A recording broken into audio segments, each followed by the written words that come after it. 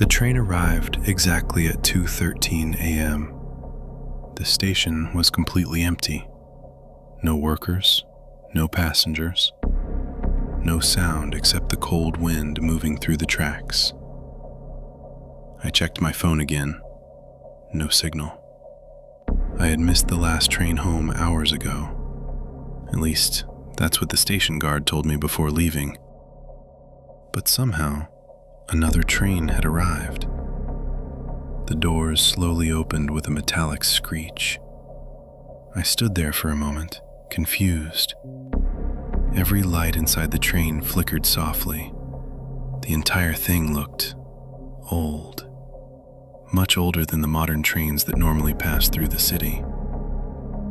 I should have walked away, but I was tired, cold, and desperate to get home. So I stepped inside. The doors closed immediately behind me. There were only 3 other passengers. A woman sitting near the front window, a man in a black coat staring at the floor, and another passenger at the very end of the train whose face I couldn't fully see. Nobody moved. Nobody looked at me.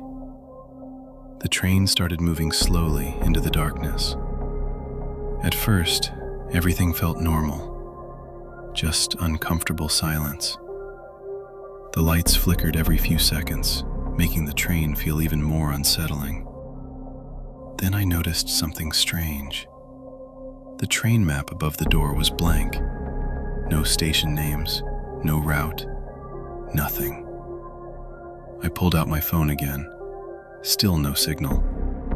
That's when the woman near the window suddenly spoke.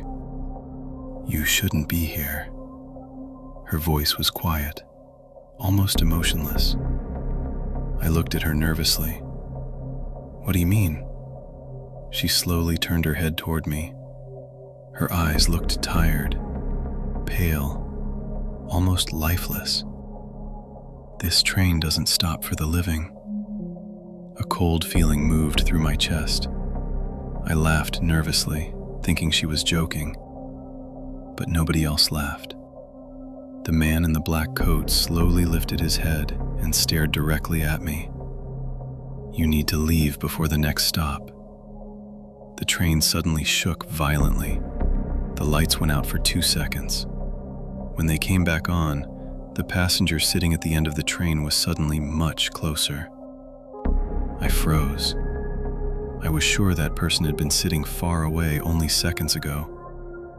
My heart started beating faster. I stood up immediately and walked toward the emergency door between the train cars. But the handle wouldn't move. Locked. The train kept speeding through complete darkness outside the windows.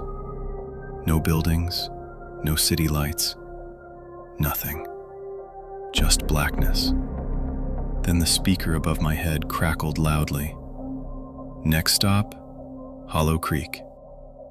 The voice sounded distorted, almost inhuman. The woman near the window suddenly started crying quietly. The man in the black coat closed his eyes, and the passenger behind me slowly stood up. I turned around carefully. His face was impossible to describe properly. Pale skin, empty eyes. A smile stretched too wide across his face. "You took someone else's seat," he whispered. I backed away instantly.